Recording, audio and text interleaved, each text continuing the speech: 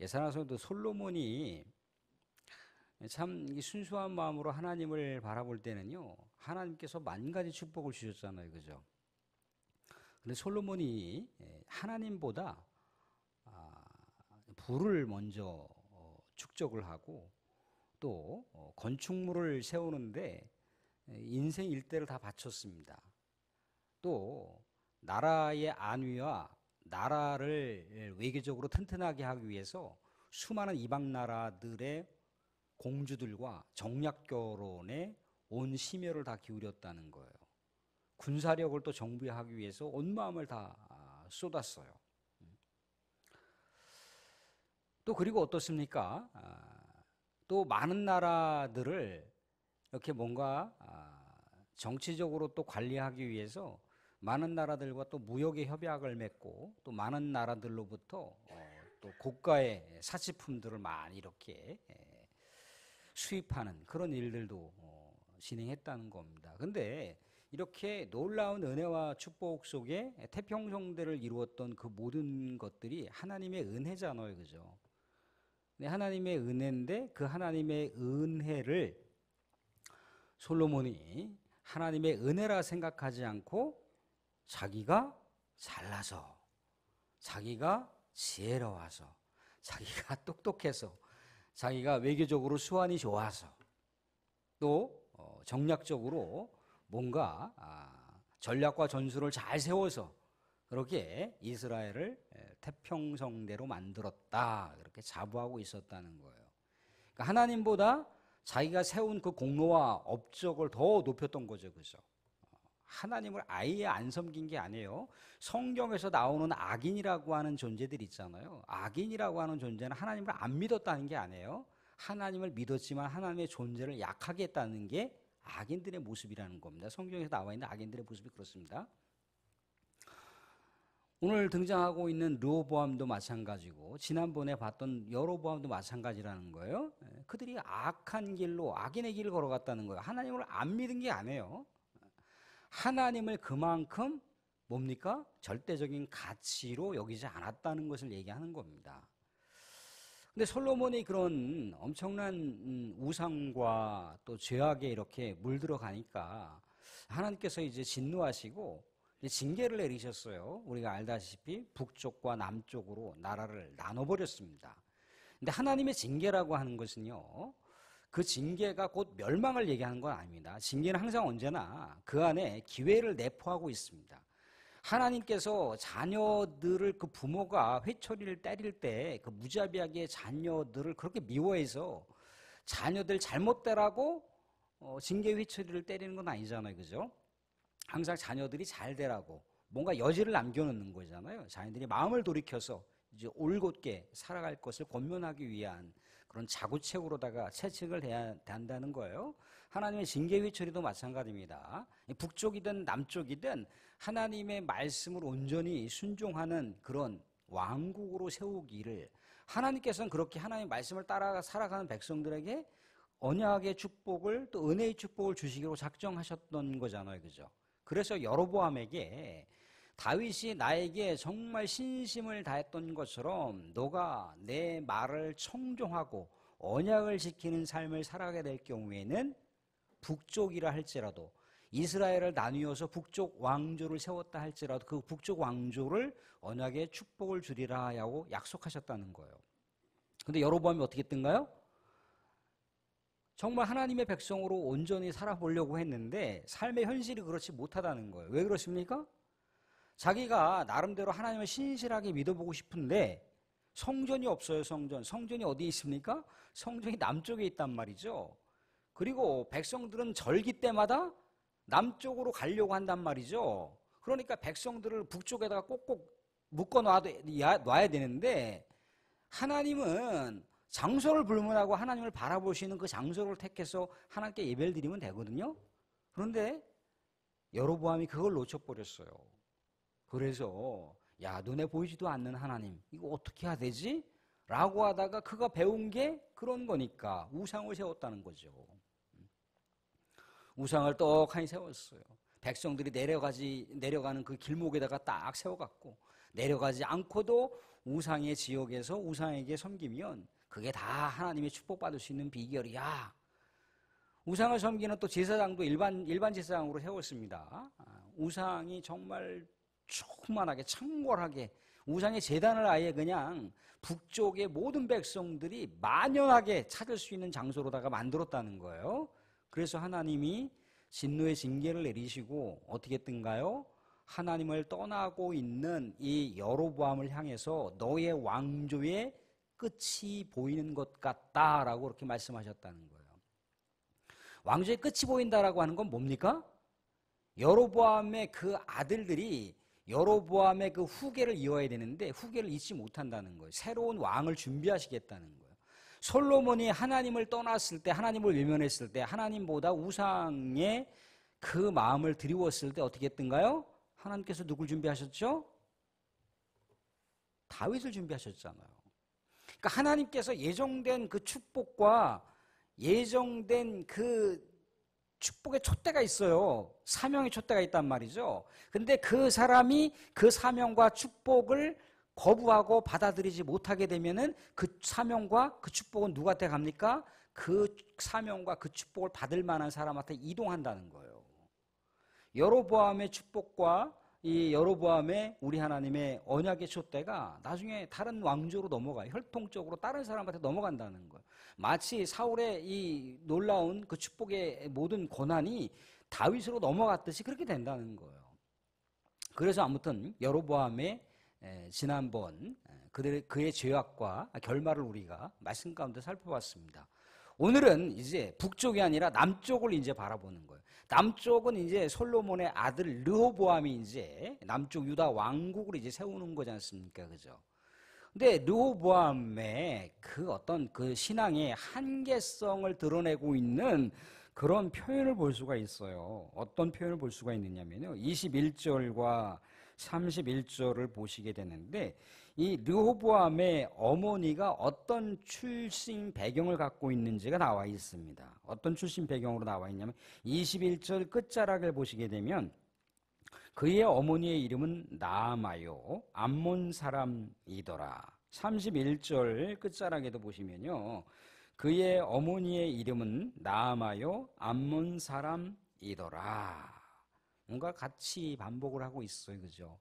근데 뭐 이방 여인을 통해서 이 르호보암이 출생을 했지만 르호보암도 정신 바짝 차리고 우리 하나님의 신심의 세계로 믿음의 세계로 믿음의 영역 안에서 활동을 했다면 그의 역사는 또 달라질 수가 있는 거예요. 왜 그렇습니까? 우리가 룻기를 보시면 알잖아요. 룻기 보면 다윗의 혈통을 거슬러 올라가면 누구예요? 그 증조 할머니가 누굽니까? 룻이잖아요. 룻. 모압 여인 룻. 그 모압 여인을 통해서도 신앙이 그렇게 아름답게 계승되는 역사를 우리가 룻을 통해서 보게 된다는 거예요.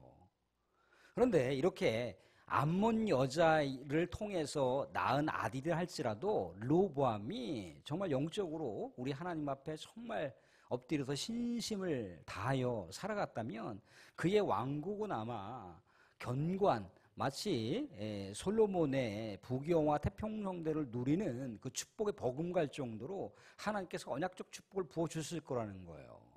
그런데 그가 배운 게 뭡니까?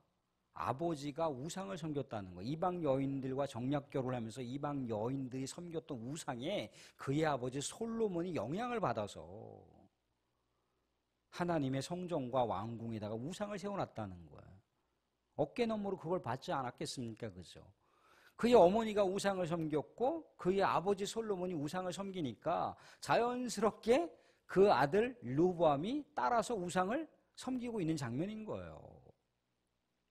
근데 솔로몬도 참 이때는 그가 정신 못 차리고 있을 때예요. 왜 정신을 못 차릴 때입니까?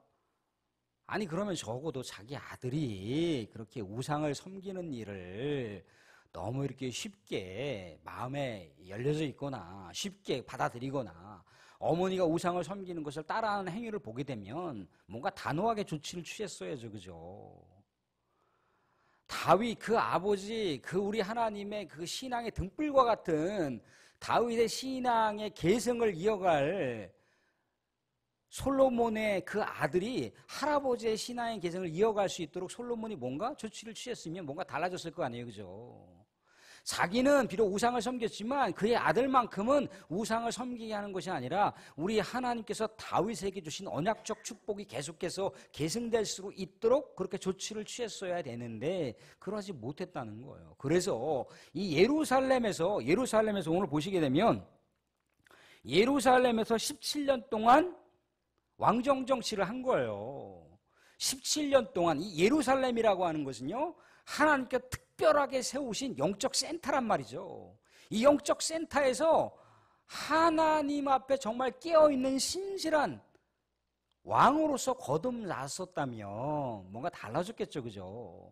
그런데 여기서 우상을 섬겼다는 얘기예요. 우상을 섬기려고 마음의 작정을 먹었다는 얘기예요.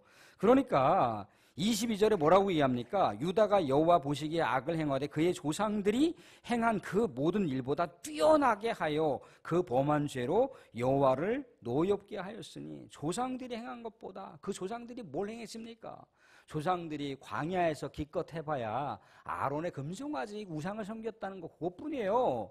또한 사사시대 때 그 가나안 땅에서 원주민들이 우상을 섬겼는데 어깨너머로 우상을 섬기는 걸 보고 흉내를 냈기 때문에 그런 우상의 모습 가운데 하나님께 죄악을 저지른 것, 그들의 조상은 그것뿐이라는 거예요. 근데 이 르호보암이라고 하는 사람은 완전히 다 남유다에 우상을 막 세워놓는 거예요. 그 우상을 세워놓는 장면이 23절, 24절에 나옵니다. 같이 한번 읽어보겠습니다. 23절, 24절 같이 읽습니다. 같이 시작. 그들도 산 위에와 모든 푸른 나무 아래에 산당과 우상과 아세라상을 세웠습니다. 그 땅에 또 남색하는 자가 있었고 여호와께서 이스라엘 자손 앞에서 쫓아내신 국민의 모든 가증한 일을 무리가 본받아 행하였더라. 아멘. 뭐 갖가지 온갖 잡다한 우상들을 다 세워놓는 거예요. 심지어 그 우상을 섬기는 신전에 누가 있습니까? 남자 창기가 있어요. 남자 창기가. 남자 창기가 있었다라고 하는, 여자 창기도 있었다라고 하는 걸 얘기하는 거예요. 그 당시에 창기라고 하는 개념은요, 오늘날 뭐 이렇게 술집 여인들 그런 개념이 아닙니다. 종교적으로 음란한 여인들과 음란한 남자들을 얘기하는 거예요. 왜? 신들의 세계를 더 황홀하게 만들어줄 수 있는 그 접촉 매개체가 누굽니까? 바로 남자 창기나 여자 창기가 그런 역할들을 한다는 거예요. 그런 일들을 지금 어떻게 했다는 겁니까? 르호보암이 버젓이 우리 하나님의 영적 센터가 있는 이 남유다 예루살렘에다가 그런 일들을 벌리고 있는 거예요. 기가 막힐 노릇인 거죠. 왜 사랑하는 성도들 최근 들어서 뭐 제이메스다, 정명석이다, 뭐 이재록이다, 뭐 그런 사람들이 대두되고 있는 그 이유가 뭡니까? 신천지 뭐 그런 분들이 왜 대두되고 있는 게 뭐예요? 왜 그렇습니까? 그들이 하나님이라고 하는 그 신명을 부르짖지 않나요? 부르짖는단 말이죠, 그죠? 그런데 부르짖는데 그 안에 영적 간음을 한다는 거예요. 영적 간음. 영적 간음은요, 그들이 그냥 그럴싸하게 포장을 했지만 그 안으로 들어가게 되면 육체적인 간음인 거예요, 완전히. 육체적인 간통, 간음, 완전히 그 음란과 난잡한 그 삶이 오히려 그 신들의 신앙의 세계를 추구한다라고 그들이 완전히 교묘하게 합리화시켜서 젊은 여성들을 꼬드겨서 그 안에 들여다보잖아요. 젊은 여성들이 당하면 그게 마치 신과의 접촉점인 줄 알고 그것을 합리화시키는 정책으로다가 또 다른 사람들을 끌어들이고 또 다른 사람들을 포기하고, 그게 음란한 종교들의 행태라는 거예요. 그 당시에 우상이라고 하는 종교가 그랬다는 거예요. 신들을 더 뜨겁게 체험하려면, 또 신들에게 더 뜨겁게 축복을 받으려면 그렇게 해야 된다라고 하는 일종의 종교적인 의식과 절차 행위 가운데 그런 남창과 여자 창기를 넣어서 종교적인 절차 가운데 그렇게 그 예배와 그 제사에 참여하신 사람들이 그런 일들을 함을 통해서 그들의 신들의 세계에 더 깊이 젖어들 수 있도록 한다라고 하는 어처구니 없는 그런 소설 속, 상상 속의 이야기를 지어놓은 게 그 당시의 우상 문화라는 거예요. 하나님 그런 거 원하지 않지 않습니까? 그죠? 이런 일을 범했으니 우리 하나님께서 얼마나 노여움이 가득하셨겠습니까? 그죠? 그래서 나타난 현상이 뭔가요? 그래서 곧바로 나타난 현상이 25절, 26절, 27절 한번 읽어보겠습니다. 같이 25, 26, 27 같이 읽겠습니다. 같이 시작. 르호보암 왕 제5년에 애굽의 왕 시삭이 올라와서 예루살렘을 치고 여호와의 성전의 보물과 왕궁의 보물을 모두 빼앗고 솔로몬이 만든 금 방패를 다 빼앗은지라 르호보암 왕이 그 대신 노스로 방패를 만들어 왕궁문을 지키는 시위대 대장의 손에 맡김에 30절에도 보게 되면 르호보암과 여로보암 사이에 항상 전쟁이 있느니라. 아까 말씀드린 대로다가 예루살렘 뭡니까? 하나님의 영적인 심장이 박동하고 있는 장소가 그 장소예요. 그 장소를 쳐들어왔다고요. 하나님의 임재의 장소를 쳐들어왔다니까요. 이건 있을 수 없는 일입니다. 이스라엘 백성들에게 있을 수 없는 일인 거예요. 하나님이 지키셔야 할, 하나님이 지켜주신 예루살렘, 하나님이 지키시는 거, 하나님께서 임재하시고 있는 성전을 이 애굽 왕 시삭이 쳐들어왔다. 이것은 뭘 얘기하는 겁니까? 하나님께서 그 이스라엘을 버렸다는 얘기를 상징적으로 보여주고 있는 거예요. 하나님이 그 성전을 떠나셨다라고 하는 걸 보여주시고 있는 대목인 거예요. 이스라엘 백성들에게 우리 하나님의 언약의 축복을 끝내버리시겠다라고 하는 그 내용을 상징적으로 보여주고 있는 거예요. 일개 왕이 하나님, 거룩한 이 상천하지의 하나님의 이 장소를 위협하고 그 장소에 쳐들어왔다. 이것은 이스라엘 백성들이 신앙적으로 단절됐다라고 하는 걸 얘기해주고 있는 거예요. 하나님께서 솔로몬 시대에 그 엄청난 죄악을 저질렀지만 하나님께서 그나마 다윗이 우리 하나님께 신실하게 있었으면 우리도 솔로몬 때 이스라엘 멸망시키지 않으셨잖아요. 붙들어 주셨잖아요. 수많은 적들이 우수처럼 막 일어나려고 했는데 하나님께서 막아주셨다는 거죠. 그런데도 불구하고 계속해서 우상과 죄악을 저지르니까 우죽순처럼 일어날 것들이 계속 일어나고 있는 거예요. 솔로몬 때 엄청난 부귀영화를 누렸잖아요. 심지어 너무나 금이 너무 많아서 금이 너무 흔해갖고 은조차 사용할 수 없을 정도였다고 하잖아요. 그죠? 근데 다 빼앗겼어. 다 빼앗기고 오죽했으면 지금 어떤 식으로 지금 르호보암이 대처하고 있는 겁니까? 27절에 르호보암 왕이 그 대신 노수로 방패를 삼아, 은도 아니고 노수로 방패를 삼았다는 거예요. 아주 깨끗하게 빈털터리가 됐다는 얘기죠. 그죠? 솔로몬의 부귀영화 태평생대는 옛 추억의 이야기밖에 안 된다는 거예요. 아무런 의미가 없다는 거예요. 거기다가 또 어떻습니까? 거기다가 30절에 보시면 르호보암과 여로보암 사이에 전쟁이 있다가 아니라 어떤 전쟁? 항상 전쟁이 있는.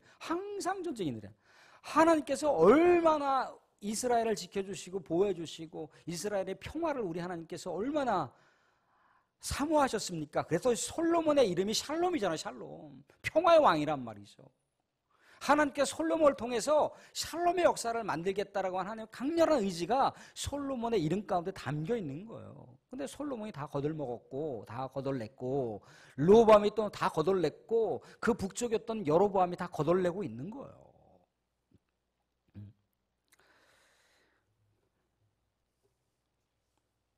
사랑하는 성도들, 말씀을 맺겠습니다. 오늘 말씀 가운데 우리에게 주시고자 하는 교훈은 뭡니까? 주시고자 하는 교훈. 솔로몬이 그렇게 하나님 앞에 그 신실했어도 또 그의 신앙이 결국 마지막 인생에 한 텀을 넘겨놓고 실패했잖아요. 그죠? 근데 그 실패의 전철을 그의 아들에게 그대로다가 물려줬어요. 우리가 이 세상을 살아가면서요, 그 당대에 어떤 그 신실한 믿음의 아들, 딸들이 신실하게 믿음 생활을 한다 할지라도 그 자녀들이 신실하게 우리 하나님께 살아갈 수 있으라고 하는 보장이 없어요. 신앙은 각자의 신앙일 수가 있다는 겁니다. 그런데 노력은 할 수가 있어요. 자녀들에게 신앙을 권고할 수 있겠죠. 그죠? 또 그 반대로도 가능합니다. 아버지, 어머니는 전혀 믿음 생활과 아무 상관이 없는데 그 후예였던 그 자녀들이 신실하게 우리 하나님 백성이 되어서 오히려 아버지를 권고할 수 있어요. 어머니를 권면할 수가 있습니다. 어머니, 아버지 꼭 같이 교회 가셔서 신앙생활 하시면 좋겠어요 라고 하면서 반대로도 가능한 거예요. 얼마든지 가능하다는 겁니다. 그런데요, 신앙이라고 하는 것이요, 늘 언제나 지속되지 않는다는 거예요. 천년만년 계속 흘러가는 게 아니에요.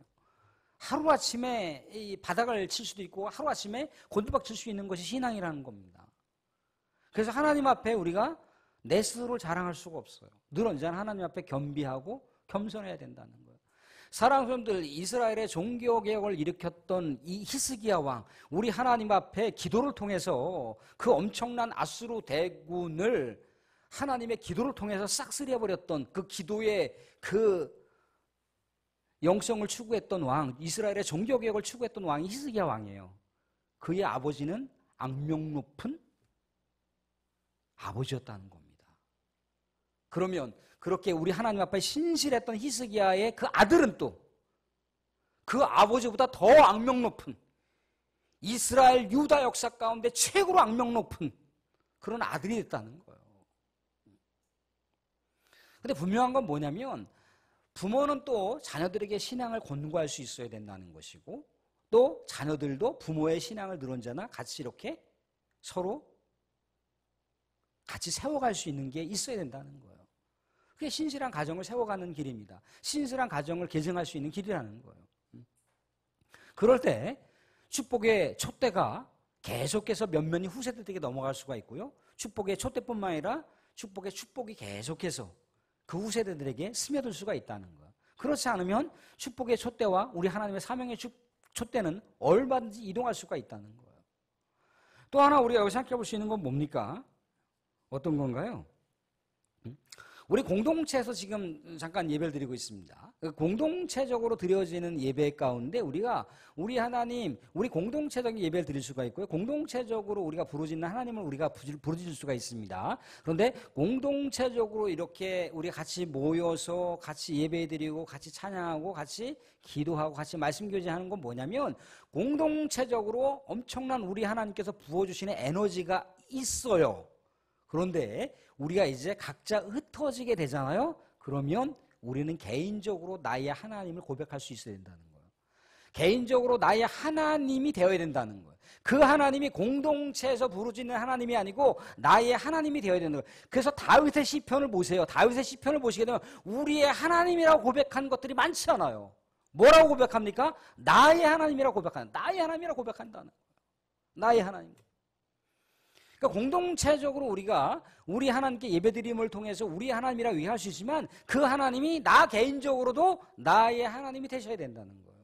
공동체적으로 지정된 장소에도 우리 하나님께 예배드릴 수 있어야 되지만, 우리의 삶의 현장은 항상 지정되어 있지 않지 않습니까? 그죠? 언제나 이동할 수가 있지 않습니까? 그죠? 이동하는 그 모습, 이동하는 모든 삶의 현장 속에서도 우리는 하나님을 의식하셔야 된다는 거예요. 하나님을 의식하셔야 된다는 거예요.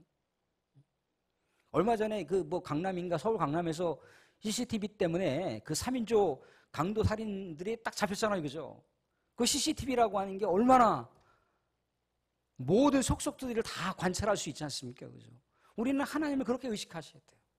그럴 때 우리의 신앙을 자꾸 추스릴 수가 있고, 하나님 앞에 내가 온전하게 걸어가고 있는지를 또 추스릴 수 있고, 내 사랑하는 자녀들도 또한 조명해가면서 아들아 딸아 이렇게 우리가 권면할 수도 있고, 그럴 수가 있다는 겁니다. 그래서 우리 하나님께서 사용하시는 축복의 촛대가 우리 사랑하는 성도들과 성도들의 가정과 성도들의 후손들과 성도들의 일터와 성도의 사업장이 될 수 있기를, 그래서 우리 하나님의 그 언약의 축복을 다 누릴 수 있는 우리 광기교회 성도들이 될 수 있기를 주님으로 축원드립니다.